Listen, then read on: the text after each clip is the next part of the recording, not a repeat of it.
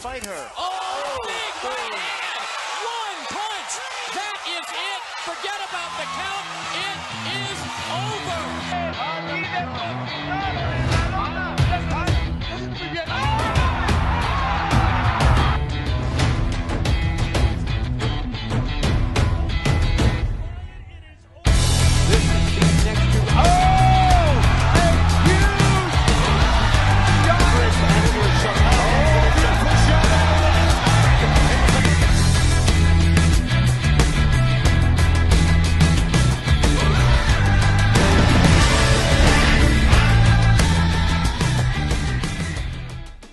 This week, Alicia Ashley.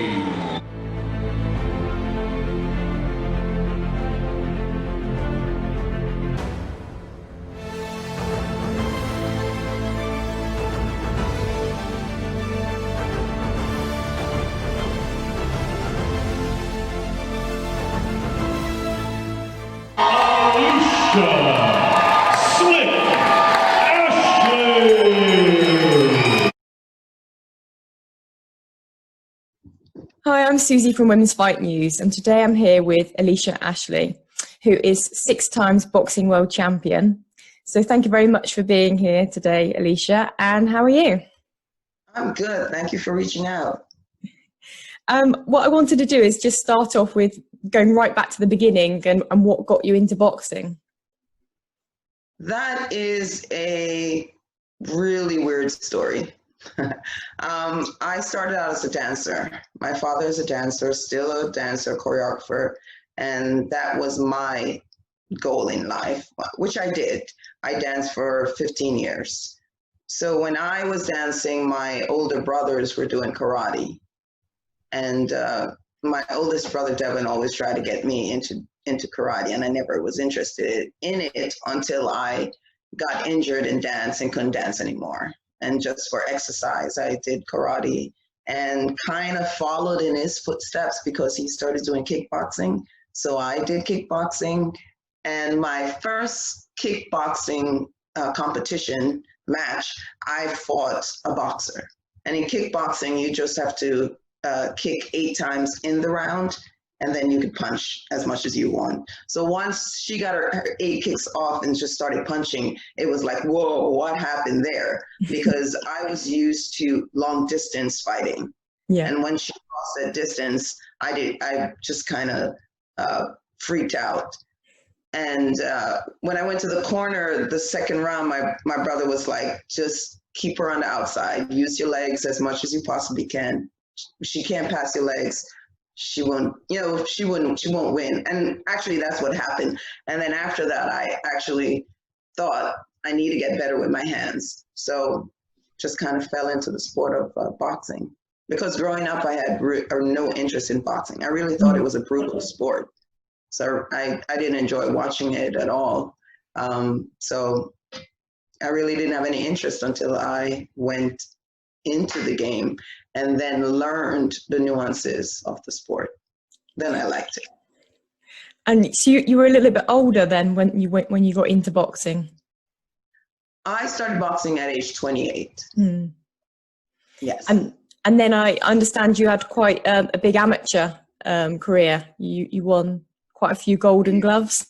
I mean, I won 3 Golden Gloves, 3 years in a row, and I was part of the first USA women's national team, so I won that also. I was in the first USA international team, and I won that also. So I have those accolades. But my amateur career was not that long because there really wasn't a lot of fights for women at that time, even amateur fights. So I started in 1996, and 1997 was the first year that they had the nationals. And even in 1996, that was just the second year that women were being accepted into the Golden Gloves. Okay. I was in the second class, but the first class of for featherweight. So I won the first featherweight also. So it was just a at that time, I only ended my career with 18 fights. Okay. The girls now, or their amateur career is more than my amateur and pro career put together. So it's at that point, I mean, I'm very happy in what I've done, but it's right now it's nothing compared to what the amateurs are doing at this time. But I guess you could could only fight who was in front of you, who. Exactly, and I did, amateur and pro. Yeah, and I can see from looking at your record, you didn't duck anyone, that's for sure. You know what? It's not that I ducked anyone or didn't try to duck anyone. I actively went out looking for fights. If you look at my career, 3/4 of it was I was the opponent, even when I was the world champion. 3/4 of my career, I was on the road fighting. I went to fight people. And from the very beginning, I fought top-notch people. My very first fight was a 6-rounder, and I fought a world kickboxing champion. So it was what was available, and I went and I got it. I went up in weight classes, very much more in weight class where that really was not my weight, to go to fight someone. So, at that point, it's like what's available. You just had to take. And I read somewhere it was like 12 different countries or something you traveled to? Probably. I mean, that got into the one good thing that I liked was that I enjoyed traveling. I wanted to see different places. So I enjoyed going to all these different places. The only later in life in my fight career did I start visiting the countries, because they bring you in to fight, and then after the fight they're like, you're gone. So later on, I would always have the promoters add on a few days, and I was willing to pay the hotel room so that at least I could enjoy the countries that I went to fight at. And I understand you went to North Korea. I did. That is one thing in my career that I can say that none of these other fighters have ever done. There's one thing I have over everyone else, and it was a very interesting thing, and very scary also. Yes, yeah. What was that like? That whole experience? Well, we had to fly into, I think it was a South Korean promoter that put it together. And you do know that they don't deal well with each other. So we had to fly to South Korea. Then the next morning we flew to North Korea, connecting through China, because they don't have direct flights. Immediately when you arrive, they took your computer, your phone, your passport was given to a handler. You cannot travel without a handler around. They brought us to a statue to pay homage to their leader. And then, everything was like, rush, let's go, we gotta do this. And since I was there to fight, I really did not try to go every place else, because it was just too much with me having to prepare to fight. Yep. So what would you say is in your career, what's a big career highlight for you? I had a few. And for me, it's always within my career, I've always tried to fight the best person. That's it. It didn't matter if I only had a few fights. My interest in boxing really wasn't, you know, I'm going out there to win titles or anything like that. I was always a competitor. I grew up in a family of competitors, and it, for me, was like pitting myself against the best person to see where I am. So that's one of the reasons I always went away to fight. You know, you call me up and it's like, okay, when? I'm ready. But I fought Jackie Nava. Mm. I fought Marcela Acuna a couple of times. And it's always going into somebody's backyard and, you know, beating them and having, not just winning, but having the crowd turn and start supporting you. Mm. Always, for me, one of the, you know, just a great feeling, and knowing that they see my talent. And what would you say has been your toughest fight? Because I mean, you've never been stopped, have you, in your whole pro career?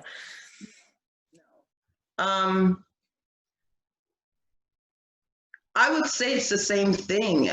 Just being in hostile, you know, environments, and that's been majority of it. Mm. One big thing also is for me, I think I went to fight in Detroit, Michigan. And it was supposed to be like this big charity event because of the, you know, the water situation. Okay, yeah. The promoter, really shady, found that out afterwards. You know, talked a good game and stuff, and you know, really had, you know, for me it was like great intentions. We're going there, we're doing for charity. And everything once I got there was really, I'm gonna say, a shit show. You know, the put us up at a horrible motel. It just everything leading up to that fight. Mm-hmm. And when you cannot concentrate on a fight, it really takes, it just takes, you know, the heart out of it. Mm-hmm. So it's very hard to concentrate on that fight, and just everything just kind of rolled down the hill from there. So for me, that's, you know, that was the hardest thing. Mm-hmm. It's not losing a fight. I really don't. For me, there's a difference between losing and someone beating you. Yeah. And if someone wins and they're a better fighter than me, kudos, because I learned something from that fight. I will always learn something from a fight. That's what I take from fights. Even when I win, I learn something from that fight. And I know the next time that won't happen. So I don't mind if you're a better fighter than I am, because that's what I look for. But if the loss is because there are mitigating factors, then there's something wrong in that. Yeah. Yeah, because you want it to be that kind of, that fair level to begin with, don't you? So that you, yes. You know, to start and with. Also, whenever you go away to a fight, you are always already at a disadvantage. Yeah, that's true. Mm. Because you have a promoter, you have the judges that they bring in are generally judges that are for them. You know, I don't mind crowds because I can block crowds out. It's very easy to do that. I'm just focused on the fight. But when you have every other factor that's against you, and since boxing is a subjective sport, one of the few subjective sports where you have the judges that are really in control, unless you knock someone out. Yeah. Because the judge has a different opinion, and it's their opinion that's going to make the difference. Mm. So you're already at a disadvantage. So. Mm. So right now, because you're in Shanghai, in China, so what are you doing over there? I understand you're training people, is that right? fully gone onto that side. I've completely retired from boxing. I've given 22 years Wow. to competition. Mm. And my body just kind of said, and it's been saying that for the last few years of fighting, because the same injuries that I had that stopped my dance career reared its ugly head in boxing.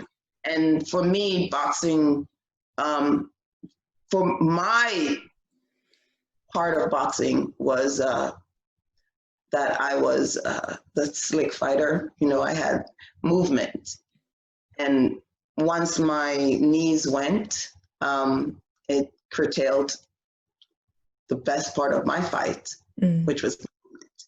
And once I couldn't do that anymore and couldn't train properly, I kind of knew it was time to, you know, give it up. I still have the love for it, but I just couldn't put my body through what I needed to for fights.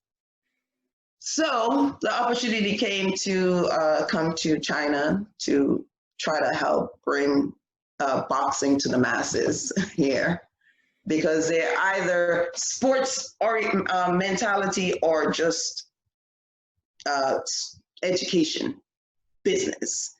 And in school, that's what they do. It's like either they pluck you from a very young age to be an athlete, and then everyone else just studies. So you have a whole generation of people that really are inactive. So we're trying to get them into sports and the love of boxing. And while you were boxing in Gleason's, you also were training there. Is that right? You were as well? Of course. I don't know any female you can talk to that didn't have a full-time job. Any professional fighter, female fighter that didn't have a full-time job because they could not earn enough. No. For years as a world champion, my top earning was like 10,000. I think the most I ever earned was 25 or 30,000 when I fought Jackie Nava, and we had to fight for that. The promoter didn't even pay us the full amount, and the WBC had to step in for me to get the rest of my money. So the fact that women here at this time are still not earning what they're due, it's ridiculous. So I had to work full time. Boxing for me was not a way to earn a living. Boxing was to earn that vacation money. Because I know that in your career you've been a bit of an advocate for gender equality and all that. And I know obviously Heather Hardy is, and Melissa Hernandez is quite sort of for it as well. So it's all sort of Gleason's gym, sort of all your fighters there. You've been quite sort of fighting for the female pay, female equality. Yes, but that's you know that it's the same in just overall. It's like in business, in sports, but for boxing, if you look at it in general, women earn 70 cents on the dollar. Women of color earn 50 to 60 cents on the dollar. But in boxing, women earn about 10 cents on the dollar. It's ridiculous. It's ridiculous. So you cannot earn a living in boxing. And just the fact of the matter that we do the same amount as the guys. And a lot of the promoters will just say, you do less rounds. We still train the same. Yeah. But even if you pay us by the round, the percentage that you pay the guys, we will still be earning 10 times more than we're earning at this point. So you cannot keep using that same rhetoric that we don't do, we're not exciting, we don't pull in the audience. We do. We're generally more exciting than the guys because we do have less rounds. We do have to do more within that short period of time. So this, it's just the same old story that they just keep recycling and recycling. How is it that MMA has surpassed boxing in viewership for women? Yeah. In a short period of time. Yeah. So you can't, if you really want to elevate the sport, you have to, pay the females, get more females on the card, not just put us at the beginning where no one will see us. Not, you have television, and I do commend that, the women from the Olympics are being shown more on television, but that's still not enough. You cannot rely on 3 females. This is what they did previously. They relied on one name. You had Christy Martin, that was on Mike Tyson's card. You had Layla Ali, and then you had Mia St. John at some point. But that's it. Once in a while, you would see female fights, and it's the same thing going on now. You cannot rely on 3 names that come out of the Olympics. You have to have females shown on every card for interest to grow. Yeah, because I think when I interviewed Heather, that was a big point of hers, that is getting seen and getting people.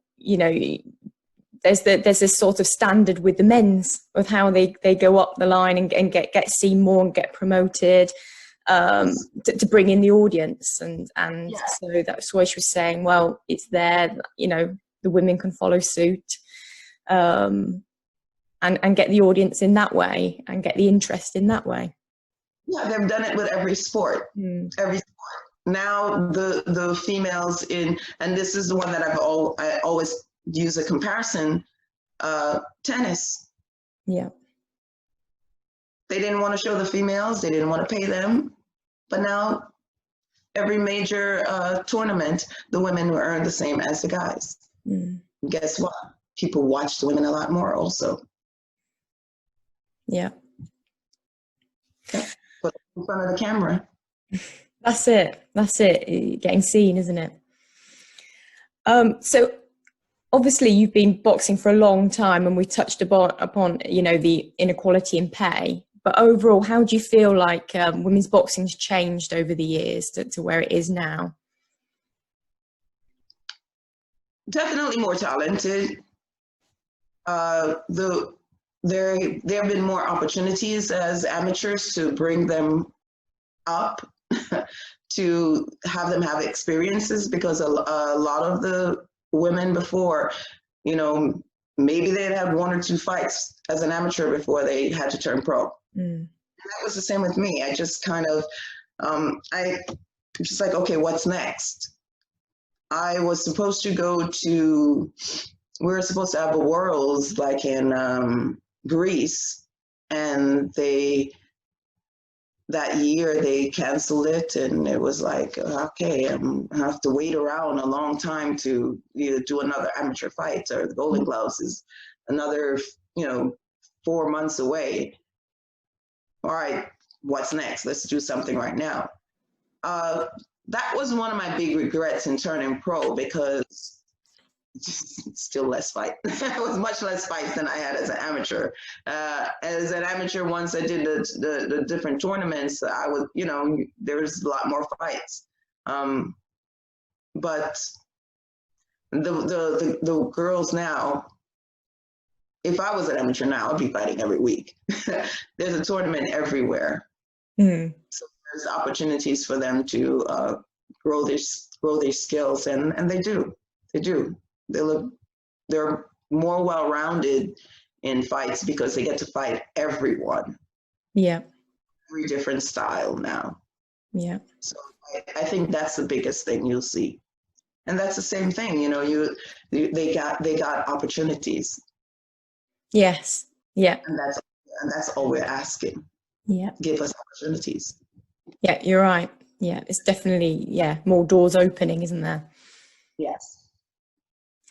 And I understand that you've had 3 Guinness World Records for your career. Is that right? Yes, I have. And it is for, the first one was for being the oldest female to win a world title. When I lost my title to Jackie Nava, I think about 2 years later, I reclaimed it, not from her, but I fought again for that super bantamweight world title and won that. And then I guess the next one was just for when I did when I defended my title, and it just kind of extended the record. And then the last one was for becoming the oldest person, male or female, to win a world title. And that was, I beat out Bernard Hopkins by probably like 2 or 3 weeks. That's great. And also, I wanted to congratulate you because you're going to be inducted into the International Women's Boxing Hall of Fame this year. You know, when I got the little note that was going to happen, FYI, before it happened, I was like, well, don't I need to be retired for 5 years or something? And she was like, don't need to. You know, you're retired, it's fine. You know, it's your due. And I was like, okay, you know, but please move it to later in the year so that I can go, because originally it was in March and you're there. But I think now it's in August, and I'm hoping everything kind of dies down so I can go. Fingers crossed. There's a great crew, and she's putting together 2 years, because the previous years we couldn't do anything for 2020 either. And one of my favorite fighters, who I recently met when I came here, Michelle Oboro, was inducted, and she's I met her here, and I actually used to watch her fight and always wanted to fight her. That was my goal, to fight her, and then she retired, and I come to Shanghai and she has a gym here, so it's we're good friends now, so it's pretty good. Oh, that's nice. Yeah. So yeah, fingers crossed. I hope you manage to get over there and enjoy your moment then. Yes. It'd be nice. And also, you touched on it before about your ring name being Slick. Yes. So did you use that right from the beginning, or did you always have that movement and that slickness to give you the name? Movement for me was from my dance. Mm. My dance dictates my fight. And whenever someone asks me about it, because even if you didn't know I was a dancer, most people would say to me after they see me fight that I move like a dancer. You're very graceful, you're fluid. And my oldest brother, who was also my coach in the beginning, Devon, said he coined that name. You know, it was in the papers in the Daily News afterwards, but he said, I coined that name. I'm like, fine, take credit. It is based on my movements and how fluid I am, how I was slick because you really couldn't hit me. That's basically what I did not want to get hit. So I just was never there. So yeah, there's that. It's definitely from maybe my third fight or so, when I did the gloves, that the name popped up. And I know I was speaking to Melissa Hernandez, and she was saying that in training, if she could land just one clean punch on you, she knew she was ready for a fight. Just one. Oh, yes. And it's funny because the first time I saw Melissa sparring in the gym, and she was always that personality. That is Melissa. There's no faking. She is the same way without anyone watching. But if someone is watching, she really ups it up. She loves the noise. And she was sparring someone, and she was doing her drops and all of that. And I was watching, and I didn't know her at that time, but I was like, I want to spar this girl. It's just like, I want to spar this girl, because she was just making everyone look stupid. And I wanted to see if she could do that. And to me. And since then, it's always been, if I can catch her and she can catch me, you definitely know we're on peak. Outside of boxing, have you got any passions outside of boxing? One of my big passions, of course, is traveling. While I'm over here, I've gone to a couple of Asian countries, and that's one big thing that brought me over here to China. I was like, it's closer to places that I wanted to visit. Another is really, I'm a big movie buff, so I'm always at the movie theater or watching movies, mainly because my entire life has been sports and just being an athlete. So I've always been training. When I was dancing, 4 to 6 hours a day when I was seriously in training. And then in boxing, it was the same thing. In kickboxing, karate, same thing. I would get up, train in the morning, go to work, train at night. So when it's downtime, I enjoy it by being really quiet, relaxed. My husband would be ready to go someplace, and I'm like, you go. I'll hang out here. So I've always been that solitary or introvert. So anything that doesn't have me interacting with people, I kind of enjoy. And I wanted to ask you, if there was any piece of advice you could give your younger self for everything that you know now, what would it be? Definitely, it would be don't trust promoters or matchmakers. Really. This is such a shady game, and I have to say that, for want of a better word, they gaslight you. It's always, this is your opportunity, you're going to win this, and after you win, you'll go for this title or whatever, or there's a rematch or stuff like that. And it's really, especially if they're not your promoter, that they're just setting you up. So not knowing the game because of that, I was willing to take any fights, but there were a couple that I would, if I'd have known, or if I had really had understood the shadiness of the sport, that I definitely would have thought twice about taking. So yeah, I wouldn't really have changed anything within the sport, but the people surrounding it is a story.